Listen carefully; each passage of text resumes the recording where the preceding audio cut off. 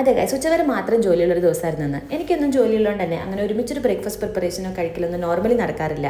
പക്ഷെ നല്ല അവക്കാഡോ സ്മൂത്തിയും ന്യൂഡിൽസും കഴിച്ചിട്ടാണ് ജോലിക്ക് പോയത്. പിന്നെ വർക്കൊക്കെ കഴിഞ്ഞ് റെസ്റ്റോറൻറ്റിൽ പോയി ഫുഡൊക്കെ കഴിച്ചിട്ട് റൂമിൽ പോയിട്ട് ചെറുതായി റെസ്റ്റ് എടുത്തു. കാത്തിരുന്ന് കിട്ടുന്ന ഒരു അവധി ദിവസം ആയതുകൊണ്ട് തന്നെ എല്ലാ വീക്കെൻഡ്സിക്കും നമുക്ക് പ്രോപ്പർ ആയിട്ടുള്ള ഒരു പ്ലാനിങ് ഉണ്ടാവും. ഈ വീക്കെൻഡ് ബുദ്ധിയയിലുള്ള ഈ ഫാം ഹൗസ് വിസിറ്റ് ചെയ്യാനായിരുന്നു നമ്മൾ പ്ലാൻ ചെയ്തത്. ഈവനിങ് 4 PM to 8 PM ആണ് അവരുടെ visiting time. Per person 1 BD ആണ് ചാർജ് ചെയ്യുന്നത്. എല്ലാ അനിമൽസും അവിടെ ഫ്രീ ആയിട്ട് നടക്കുകയാണ്. അതുകൊണ്ട് തന്നെ അവരുടെ കൂടെ കളിക്കാനും അവരെ ഫ്രീ ആയിട്ട് നമുക്ക് ഫീഡ് ചെയ്യാനും പറ്റും. ഓവർ എക്സ്പെക്റ്റേഷൻ കൊടുക്കാത്തതുകൊണ്ട് തന്നെ നല്ല സാറ്റിസ്ഫൈഡ് ആയിരുന്നു. ഭൂമിനെ ഒരു നോർമൽ ഫാമിൽ കൊണ്ടുപോയിട്ട് പശുമ്പേനയും മാടുംപേനയും കോഴിബാബനൊക്കെ കാണിച്ചു കൊടുക്കാനും അവരുടെ കൂടെ കളിപ്പിക്കാനും നമുക്ക് പറ്റി.